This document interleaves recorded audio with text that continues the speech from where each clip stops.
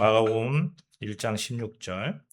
갈릴리 해변으로 지나가시다가 시몬과 그 형제 안드레가 바다에 그물 던지는 것을 보시니 그들은 어부라. 예수께서 이르시되 나를 따라오라. 내가 너희로 사람을 낚는 어부가 되게 하리라 하시니 곧 그물을 버려두고 따르니라. 조금 더 가시다가 세베대의 아들 야고보와 그 형제 요한을 보시니 그들도 배에 있어 그물을 깁는데 곧 부르시니 그 아버지 세베대를 품꾼들과 함께 배에 버려두고 예수를 따라가니라. 아멘. 지난 한 주간 하나님 사랑 가운데 또 평안과 은혜가 삶 가운데 넘쳤으리라 믿습니다. 우리 같이 이렇게 인사하실까요? 하나님이 함께 하십니다. 같이 인사합시다. 시작. 하나님이 함께 하십니다. 아멘. 우리 매일 삶이 반복되잖아요. 그 반복되는 그런 삶 가운데 우리 하나님은 여러분과 저의 곁에 계시고 인도하시고 은혜 베풀어 주시는 하나님이심을 믿습니다. 우리 삶에 이렇게 방문해 주셔서 그렇게 일회성 반복으로 끝나는 것이 아니라 언제나 식구처럼 이렇게 항상 거주하시는 친구처럼 항상 같이 동행하는 그런 하나님, 상주하시는 그런 하나님, 돌봐주시는 우리 하나님이심을 믿습니다. 그 믿음으로 하루하루 힘있게 하나님께서 맡기신 사명 넉넉하게 감당하시기를 주님의 이름으로 축원합니다. 아멘. 여러분 가끔 이런 생각 해보지 않습니까? 나는 지금 무엇을 위해서 이렇게 좀 바쁘게 살고 있지?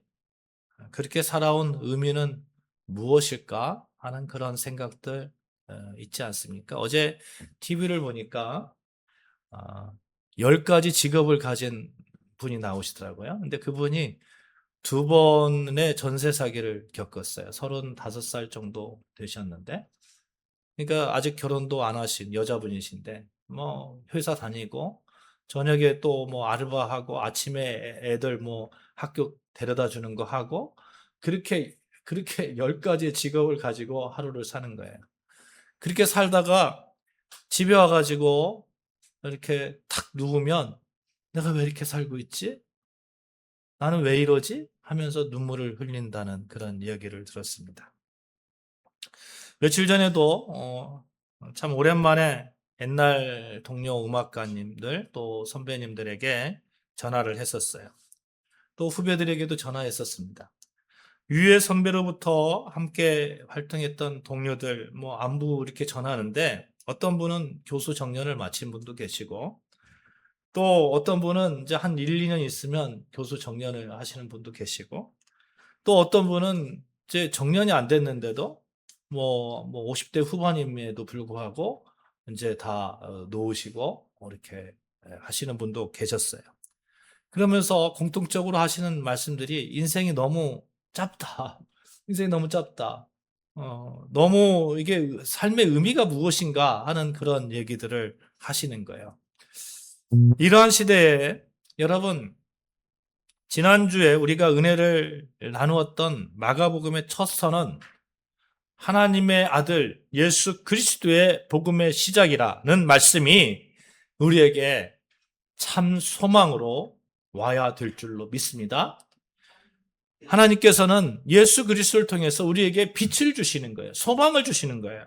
의미 없는 삶이 아니라 의미 있는 삶을 살아갈 수 있도록 매일매일에 반복되는 그런 삶이라 하더라도 10가지의 직업을 가지고 있는 그런 삶이라 하더라도 예수 그리스도를 통해서 힘을 갖고 의지를 가지고 살아가는 그런 소망을 갖게 하시는 예수 그리스도의 복음의 시작이라.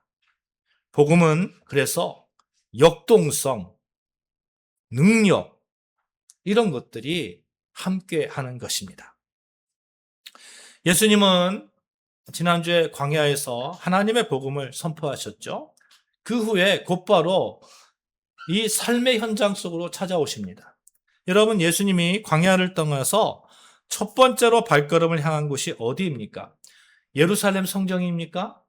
아니면 뭐 고상한 종교 지도자들이 있는 그런 뭐 율법 토론회 뭐 이런 데 가가지고 예수님께서 토론을 하셨습니까? 놀랍게도 주님의 발걸음이 가장 먼저 향한 곳은 땀 냄새가 가득한 곳, 10가지의 직업을 가지고 있는 그 사람들이 있는 곳, 생선 비린내가 진동하는 갈릴리 바닷가, 평범한 어부들이 생계를 위해서 치열하게 그물을 던지는 그 현장, 지극히 평범한 일상의 삶의 터전이었다는 것입니다. 여러분, 그때 당시의 삶의 터전의 사람들은 얼마나 힘들었을까요? 지금 그래도 우리는 살만하잖아요. 그때 당시에는 하루 먹고 하루 사는 그런 사람들이 아닙니까? 그 삶의 터전에 예수님께서 그 치열한 삶의 현장에 찾아가시는 거예요. 오늘 본문은 우리 삶이 쳇바퀴 돌듯이 그렇게 생계를 위해서 고단한 하루를 살아가며 하루를 버텨내던 어부들을 향해 찾아오셔서 그들의 평범한 일상을 거룩한 하나님의 사명으로 바꿔 놓으시는 예수 그리스도의 위대한 부르심을 생생하게 기록하고 있습니다. 그 어부들의 삶의 현장에서 주님께서 시몬과 그 형제 안드레에게 말씀하시죠. 나를 따라오라. 내가 너희로 사람을 낚는 어부가 되게 하리라. 주님은 오늘 이 자리에 모인 여러분과 저에게 동일하게 말씀합니다. 나를 따라오라. 내가 너희로 사람을 낚는 어부가 되게 하리라. 말씀합니다. 치열한 삶의 현장 속에서 살고 있는 여러분과 저에게 너희로 사람을 낚는 어부가 되게 하리라. 의미 있는 삶을 살아가라. 예수님께서 말씀하고 계시죠. 사랑하는 여러분, 오늘 말씀 가운데 무감각하게 반복되던 우리의 일터와 가정, 매일의 삶 속에 있는 우리를 찾아오시는 주님의 거룩한 음성을 듣고 잃어버렸던 삶의 목적과 소명을 회복하는 은혜의 시간이 되어주시기를 주님의 이름으로 축복합니다. 아멘. 먼저 예수님께서 예수님의 그 복음은 우리 삶의 현장에 함께 한다는 사실을 우리가 기억해야 됩니다. 이상과 현실이 동떨어진 그런 복음이 아니라는 거예요. 복음은 삶을 풍요롭게 하고, 복음은 삶의 가치를 높여주고, 복음은 삶을 살만한 능력으로 회복시켜 줍니다. 마가복음 1장 16절 19절 말씀 다시 한번 봉독합니다. 시작. 갈릴리 해변으로 지나가시다가 시몬과 그 형제 안드레가 바다에 그물 던지는 것을 보시니 예수께서 이르시되 나를 따라오라. 내가 너희로 사람을 낚는 어부가 되게 하리라 하시니 곧 그물을 버려두고 따르니라. 아멘. 예수님께서 시몬과 안드레를 부르실 때에 그들이 어디에 있었습니까? 아까도 말씀드렸습니다만 어부로서 고기를 잡는 그 현장, 바다에서 있었습니다. 그 현장에 예수님이 찾아오신 거예요. 복음은 그런 겁니다. 우리 삶에 깊숙이 찾아오는 겁니다. 깊숙이. 그냥 교회에서만 뭐 복음이 있는 게 아니라 여러분의 삶에 깊숙이 찾아오는 게 복음의 능력이에요. 복음이에요. 예수님 당시 유대 사회에서 영적인 스승인 랍비들은 제자를 모집할 때요, 매우 엄격한 기준을 두었다고 합니다. 가문이 좋고, 율법이 정통하고, 도덕적으로 흠이 없고, 학문적 자질이 뛰어난 엘리트들이 찾아가는 거예요. 스승을 찾아가는 거예요. 찾아가서 내가 제자가 좀 되게 해주세요. 이렇게 말하는 거예요. 그러면 고르는 거죠. 거기에서 고르는 겁니다. 거룩한 종교적인 장소, 준비된 자격을 갖춘 소수의 사람들을 선발하는 것이 이 세상의 상식입니다. 그러나 예수님은 그렇게 하지 않으셨습니다. 예수님의 방식은 세상의 모든 상식을 뒤엎어버립니다. 예수님은 제자들이 자신들을 찾아오는 것을 기다리신 것이 아니라 예수님은 직접 제자들에게 찾아가신 거예요. 여러분의 삶의 현장에 찾아가신 거예요. 주님이 친히 갈릴리 호숫가에 먼저 걸어 들어가셨습니다. 그곳은 종교적인 고상함과는 거리가 먼 곳이죠. 밤새도록 차가운 물 바람을 맞으면서 노를 젓고 젖은 손으로 그물을 끌어올리고 하루 종일 생계를 위해서 열심히 살아야 되는 그런 현장입니다. 거칠고 고단한 노동의 현장이에요. 시몬과 안드레는 바다에 그물을 던지고 있었어요. 그 한 마리 물고기도 더 잡기 위해서 온몸의 근육을 다 쓰고 있었습니다. 조금 더 나가셔서 예수님께서 이 야고보와 요한을 이렇게 부르시잖아요. 이 야고보와 요한은 배를 이렇게 그 배에서 찢어진 그물 있잖아요. 찢어진 그물을 이렇게 깃고 있었어요. 다음 조업을 위해서 손가락을 막 이렇게 부르트도록 그물을 정리하는 그런 수선하는 지극히 반복적이고 일상적인 그러한 노동의 순간이었습니다. 제가 어저께 한 4시간, 5시간 정도 무슨 일을 했거든요. 일을 하고 나니까, 끝나고 나니까 막 뭐 손이 막 다 뭐 갈라지고, 찢어지고, 막 그렇게 막 부르트고, 막 찢기고, 막 이런 거예요. 그런데 4-5시간 그렇게 했는데도 그 정도인데, 하루 종일 그렇게 일을 한번 해보세요. 여러분. 손이 어떻겠습니까? 몸이 어떻겠습니까? 주님은 바로 그 순간 그들의 땀 흘리는 노동의 한복판에 찾아오셨습니다. 그들이 금식하고 있을 때가 아닙니다. 뭐 성경 연구를 위해서 뭐 거룩한 종교적인 또 예배를 하고 있는 그런 상황도 아니에요. 먹고 살기 위해서 노력하는 그 현장에 주님께서 찾아오신 거예요. 그곳에서 부르시는 거예요. 이것이 우리에게 주는 영적인 감격, 위로가 있습니다.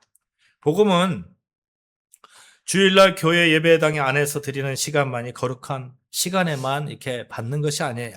세상에서 일하고 살림하고 땀 흘리는 시간에 역시 같이 만나게 되는 그런 복음의 능력이 되는 겁니다. 복음은 그래서 언제나, 따라해 봅시다. 언제나, 어디서나, 어떤 상태든지, 언제나, 어디서나, 어떤 상태든지, 나를 찾아오시는 예수 그리스도, 그런 관점에서 보니까 우리의 삶의 모든 영역들이 하나님의 은혜이고 축복입니다. 그렇잖아요? 아무리 힘들고 어렵더라도 나를 찾아오시는 주님이 계시니 어디에 있든지 무엇을 하든지 우리는 기대할 수 있고 소망할 수 있잖아요. 소망할 수 있잖아요. 내가 어떤 일을 하고 있든지 간에 차별 없이 나를 찾아와 주시는 그 예수님으로 인해서 나는 역시 소망의 사람으로 살아갈 수 있잖아요. 빛 가운데 있을 수 있잖아요. 그것이 복음의 능력입니다. 예수님께서 갈릴리 어부들의 일터에 찾아오셨다는 것은 그 사실은 주님이 우리의 고단한 삶을 결코 하찮게 여기지 않으신다는 강력한 증거입니다. 주님은 여러분이 회사에서 흘리는 그런 땀방울의 무게가 알고 계시고, 가정에서 가족을 위해서 여러분이 레슨하는 그 현장에서, 여러분이 또 일 가운데서 작곡하는 그 현장에서, 여러분이 또 시험 준비하는 그 현장에서, 여러분이 밤새도록 땀 흘리는 그 현장에서, 일을 하는 그 현장에서, 청년들의 무거운 한숨 속에서 주님은 다 알고 계시고 찾아오신다는 겁니다. 그래서 그 종교개혁자들이 직업 소명서를 얘기하는 거 아니에요? 직업 소명서. 종교개혁자들은 성직자들만이 거룩한 삶을 사는 것이 아니다. 농부도 밭을 갈고 어머니가 젖먹이는 그 행위를 할 때에 상인들이 정직한 물건을 파는 그 모든 그런 일상의 노동들이 하나님의 영광을 위해서 한다면 그것이 바로 정말 하나님께서 맡기신 소명을 잘 감당하는 것이 아니냐. 그리스도인들은 어느 곳에 있든지 무슨 일을 하든지 하나님의 통치를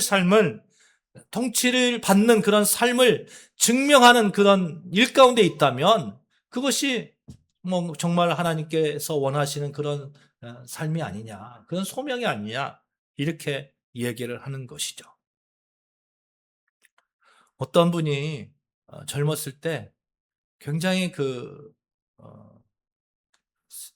세상적으로 말하면 굉장히 그 고유층에 있었어요. 고유층에 있었는데 나이가 들고 나니까 이제 정년퇴직을 했을 거 아니에요. 정년퇴직을 하고 나니까 할 게 없는 거예요. 그래서 이분이 택시 운전을 배워가지고 택시를 운전을 하게 되었습니다. 목사님들 가운데서 택시 운전하시는 분들이 참 많이 계신 것 같아요. 이제 개척교회 목사님들. 근데 이분이 매일 12시간씩 좁은 운전석에 있는데 옛날에 고위층에 있었잖아요. 고위층에 있으니까 이게 허리도 아프고 다리도 아프고 통증도 아프고 통증이 막 이렇게 오고 내가 왜 이 고생을 하지? 하면서 이게 자괴감이 드는 거예요. 그리고 사람들이 얼마나 거칩니까? 막 술 먹고 와가지고 막 때리려고 하기도 하고 막 이러잖아요. 그래서 자괴감이 들고 내가 이거 왜 하나? 막 조금 더 젊었을 때, 좀 더, 한마디로 경제적인 것을 좀 이렇게 좀 취하면 어땠을까 하는 그런 생각도 들은 거죠. 근데 어느 날 말씀을 묵상하던 중에 복음의 빛을 보았어요. 그 뒤로 그분이 삶의 현장에 나아가서 이 생각하는 방식이 다른 겁니다. 뭐냐면 내가 잡고 있는 이 운전대가 주님께서 내게 맡기신 그런 거룩한 일터의 현장이구나 생각되니까 예수님이 멀리 계시는 것이 아니라 나하고 같이 있는 것이고 하나님께서 이 일을 맡기신 것은 이 지치고 불안한 손님들이 정말 좀 평안하게 그 삶을 살아가면서 좀 안식을 취하고 또 그 가운데서 삶의 한복판에서 힘을 얻는 그 일 가운데 나를 사용하시는구나 이렇게 생각이 바뀐 거예요. 이 생각이 바뀌니까 아침에 시동을 걸 때에 주님 오늘 제 택시에 타는 승객들의 마음에 하나님의 평안을 흘려보내게 하옵소서. 멋지지 않아요? 멋지잖아요. 손님들에게 건네는 따뜻한 인사 한마디, 정직한 요금 계산, 그리고 음악도 손님에 맞춰놓은 거예요, 이렇게. 어떤 분이 정말 힘든 사람을 위해서는 위로가 되는 음악, 이렇게 맞춰놓고. 또, 어떤 사람이 좀 힘이 필요한 사람에게는 힘을 줄 수 있는 그런 에너지가 있는 음악, 이렇게 해가지고 맞춰놓고 탁 받다가 손님이 탁 탔을 때 한마디 하면 알잖아요. 탁, 그 음악을 탁 틀어주고. 여러분 어떻습니까? 예수님은 이렇게 우리 삶의 현장에 복음으로 찾아오시는 것. 이것이 우리가 이 땅에서 그리스도인들이 삶을 살아가는 그런 방식이 아니겠습니까? 사랑하는 여러분, 오늘 여러분과 저의 갈릴리가 어디인가 한번 생각해 보는 거예요. 예수님 바로 그 자리, 여러분과 제가 땀 흘리는 그 자리에서 소명을 맡기시고 그 자리에 예수님은 찾아오신다는 겁니다. 여러분 찾아오셔서 능력을 주시고 함께 하시고 힘들고 어렵고 아무런 의미를 발견하지 못할 때 나를 찾아오시는 예수 그리스도를 꼭 붙드시기를 주님의 이름으로 축복합니다. 아멘. 예수님께서 어부들의 삶의 현장에 찾아오셔서 나를 따라오라 이렇게 부르셨을 때에 제자들의 반응이 18절, 20절 말씀 나옵니다. 같이 봉독합니다. 시작. 곧 그물을 버려두고 따르니라. 조금 더 가시다가 세베대의 아들 야고보와 그 형제 요한을 보시니 그들도 배에 있어 그물을 깁는데 곧 부르시니 그 아버지 세베대를 품꾼들과 함께 배에 버려두고 예수를 따라가니라. 아멘. 마가는 이렇게 얘기하는 거예요. 곧 버려두고 따르니라 이렇게 합니다. 그냥 곧바로 했다는 거, 곧바로. 곧 버려두고. 어부들에게 그물과 배는 무슨 의미입니까? 단순히 어떤 어로 장비입니까? 대대로 가업을 이어오며 물려받은 유산이자 매일매일 가족의 입에 풀칠을 해주는 유일한 생계의 미천입니다. 안전망이에요. 그런데 이것을 곧 버려두고 이렇게 말씀하는 거예요. 버려두고 예수님을 따랐습니다. 구약 성경에 열왕기상 19장에 보면 엘리야 선지자가 농부였던 엘리사를 후계자로 부르는 장면이 나오거든요. 제가 한번 봉독해 볼게요. 엘리야가 거기서 떠나 사밧의 아들 엘리사를 만나니 그가 12겨리소를 앞세우고 밭을 가는데 자기는 12째 겨리소와 함께 있더라. 엘리야가 그리로 건너가서 겉옷을 그의 위에 던졌더니 그가 소를 버리고 엘리야에게로 달려가서 이르되 청하건대 나를 내 부모와 입맞추게 하소서. 그리한 후에 내가 당신을 따르니이다. 엘리야가 그에게 이르되 돌아가라. 내가 너에게 어떻게 행하였느냐 하니라. 엘리사가 그를 떠나 돌아가서 한 겨리소를 가져다가 잡고 소의 기구를 불살라 그 고기를 삶아 백성에게 주어 먹게 하고 일어나 엘리야를 따르며 수종 들었더라. 여러분, 엘리사가 12겨리소를 이렇게 갈고 있었다는 거예요. 12겨리소. 겨리소라는 얘기는 이런 거예요. 1결의소가 두 마리가 양쪽으로 두 마리가 이렇게 가는 거란 말이에요. 그러니까 결의소라는 거 두 마리, 12결의소는 곱하기 2 하면 그 소가 몇 마리가 되는 거예요? 24마리가 되는 거예요. 24마리. 24마리가 지금 뭐 하고 있는 거예요? 밭을 갈고 있는 거예요. 24마리가. 밭을 갈고 있어요. 24마리가 밭을 쭉 갈고 있으면 그 사람이 부자입니까? 부자가 아닙니까? 부자잖아요. 지금으로 따져도 엄청난 부자잖아요. 24마리가 지금 막 한꺼번에 밭을 쫙 갈고 있다고 생각을 해보세요. 그렇게 대농이었는데 묵묵히 밭을 가던 엘리사에게 하나님께서 이렇게 부르시니까 엘리사가 망설이지 않고 그는 자신이 평생 의지해온 농기구를 쪼개어 불사르고 소를 잡아 백성에게 잔치를 베풀어 미련 없이 엘리야를 따르며 뭐라고 했어요? 수종 들었더라. 대농이 한마디로 갑부가 어느 날 갑자기 수종 드는 사람이 되는 거예요.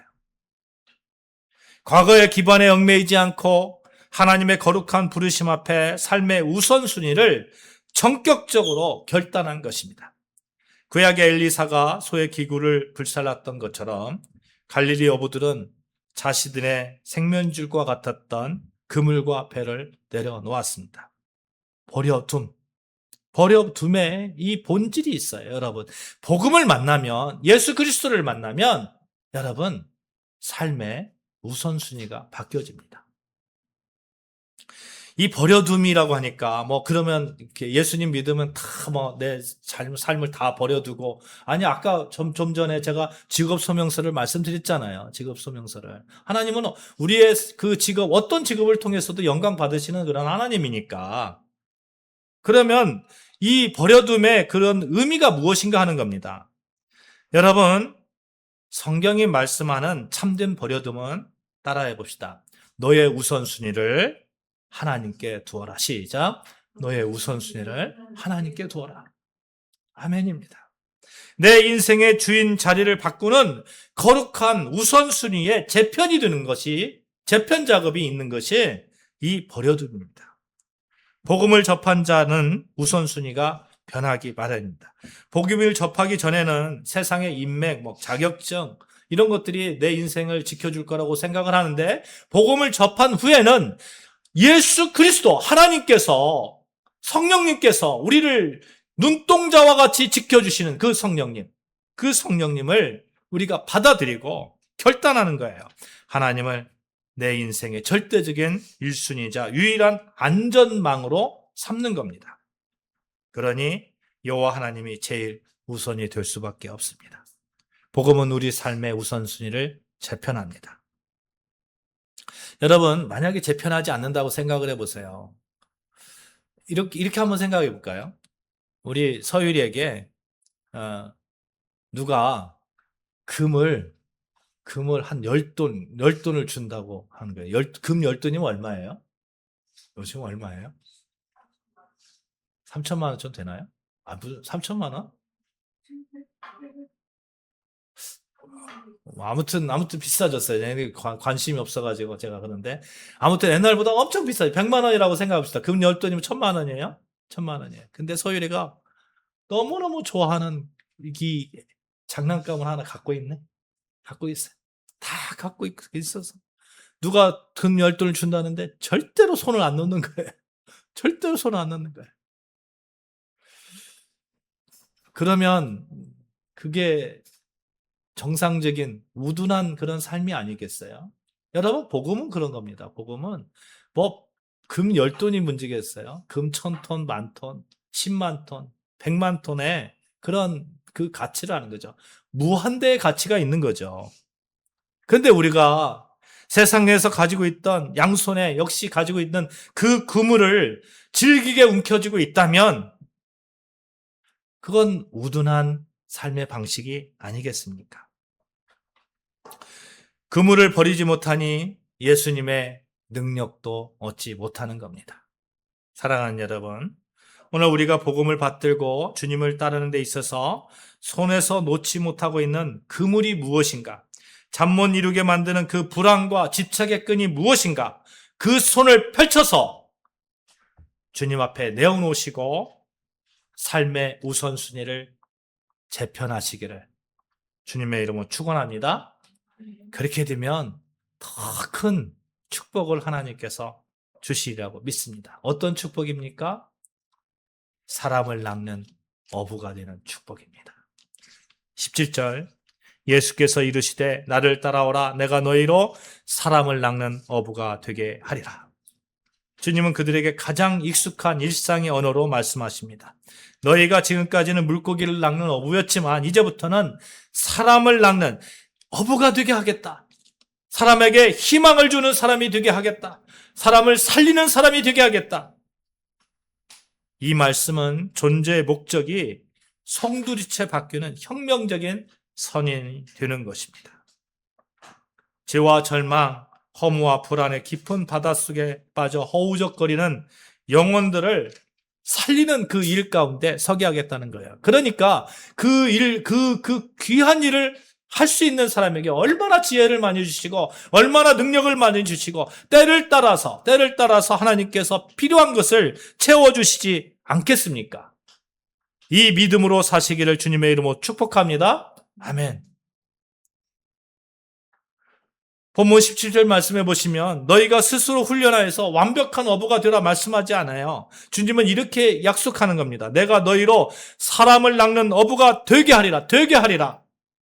우리의 좁은 실력과 인간적인 지혜로는 사람을 살릴 수 없습니다. 그러나 우리가 주님의 부르심에 순종하고 나아갈 때 주님께서 우리에게 능력을 주신다는 거예요. 필요한 능력을 주신다는 거예요. 내 작은 일상을 통해서 영혼을 살리는 거룩한 사명자로 그런 살아가는 결단을 할 때에 주님께서 놀라운 은혜를 더하여 주시라고 믿습니다. 먼저 그의 나라와 의를 일컬어라. 그리하면 이 모든 것을 어떻게 하시겠다고요? 채워주시겠다고. 다 주시겠다고요. 사랑하는 여러분, 오늘 본문의 말씀은 치열하고 답답한 일상의 톱니바퀴 속에서 지쳐있는 여러분과 저, 이 시대를 살아가는 모든 이들에게 하나님께서 정말 주시는 귀하디 귀한 은혜의 말씀입니다. 나를 따라오라 내가 너희로 사람을 낚는 어부가 되게 하리라. 예수님은 고단한 삶의 현장으로 여전히 찾아오셔서 우리를 사람을 낚는 어부로 살아갈 수 있는 능력자로 도와주신다는 그 선언.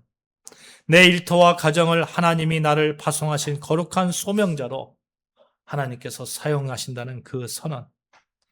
그러면 일상을 바라보는 그 시선이 우리가 바뀌게 되었고 그 시선 가운데 하루하루 10가지의 직업을 가지고 있더라도 정말 능력 있게 힘 있게 우리는 살아갈 수 있는 그 능력을 하나님께서 주시라고 믿습니다. 사랑하는 여러분, 우리는 충분한 그런 하나님의 그런 은혜를 가지고 있습니다. 우리는 온 우주의 왕이신 예수 그리스도의 부르심을 받은 거룩한 제자입니다. 또 세상을 살리는 영광스러운 소명자들입니다.